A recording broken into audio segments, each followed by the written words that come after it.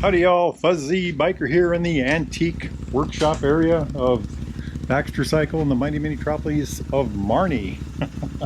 Look what I got today. This is going to be kind of interesting. I got two Norton Commando 850's. One's a 75, that's this one right here. The other one's a 1974. Both have been modified, of course. Bikes from that time have always been. But really nifty motorcycles. This one says electric start. Now both bikes have an electric start. Well, let's talk about quick what they are.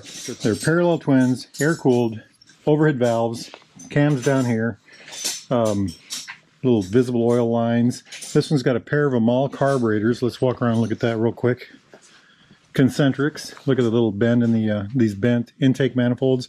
When they lean the engine forward like this, they had to bend the manifolds down so the carburetors would fit underneath the tank. Here's the coils. Just a really neat thing. These, I think when these came out, they might have been points bikes, but these may have been converted to electronics. I don't know. But the points would have been under here. Mechanical tack drive right there. There's a condenser. I'm going to guess these have points. Transmission over here. 4-speed. Yeah, neutral. 1, 2, 3, 4. Gear indicator right there. Kickstart. This is the electronic starter that was added. This is an Alton. This is a 1974. Yeah, 1974 Commando right there. And let's walk around and look at that from this side now.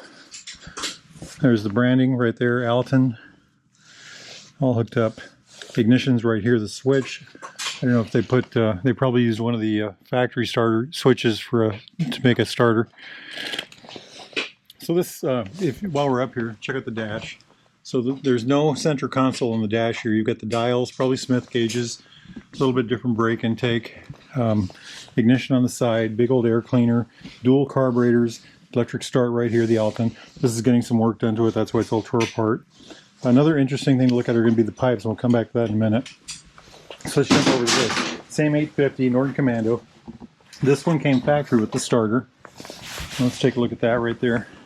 So there's the cast. This piece was cast in, all factory, back in 1975. Again, parallel twin, 850 about cubic inches, overhead valves, cams down here. Again, probably points. There's the coil. This might be electronic ignition because I don't see, but there's some other big difference here. That's the carburetor. This has got a single carburetor, and it looks to me like a Mikuni.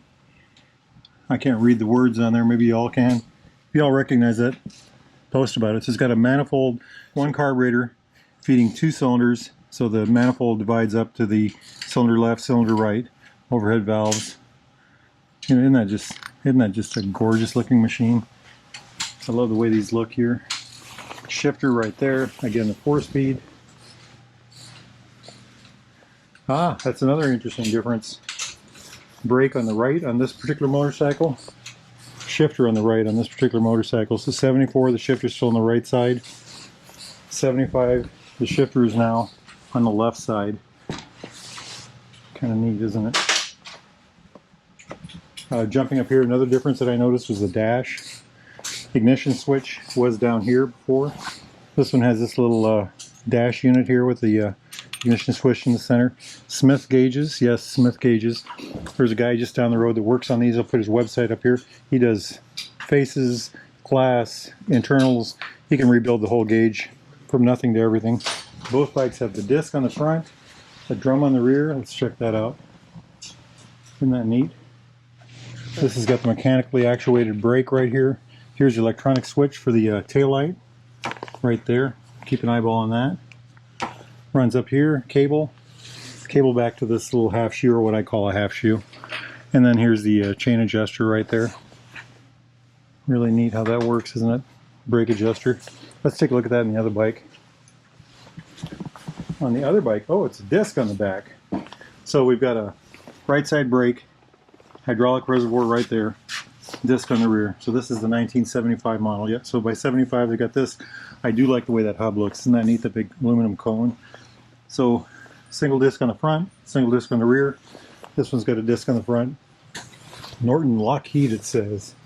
How about this one? Norton Lockheed, yes.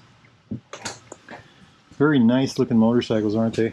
The people that own these they're in love with them. I've only driven 2 of these in my whole life, and they were just amazing things to ride. I'm fortunate enough to get to ride a handful of these wonderful little British bikes, and I would say the 2 I drove, both were 750. They're just absolutely fabulous riding machines. They really like the higher speeds. Isn't that neat? Kickstarter on this one. Same with that one. Beautiful machines. What else can I show you about these? Yeah, a little more. This one does not have a bar on the back. That one does. Seats are about the same. Yeah, they are pretty close. A little different. Just wonderful machines. Real quick before we go, I want to point out something about the pipes. Notice the seam right here, and the width right here, and then also the size of this opening right here. Now let's go over here to this one.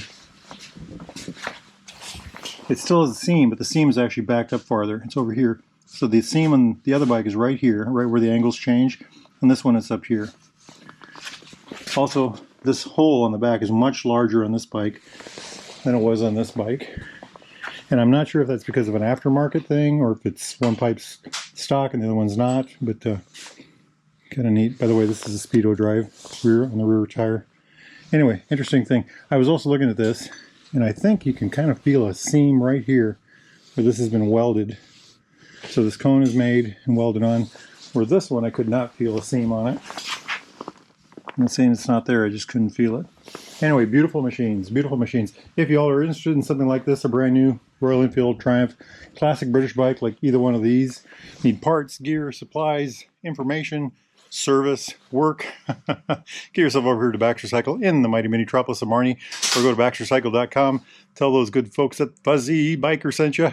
Now, it's a crappy day outside, so I'm not going to go ride. If it's nice where y'all are at, get out and ride. Wahoo!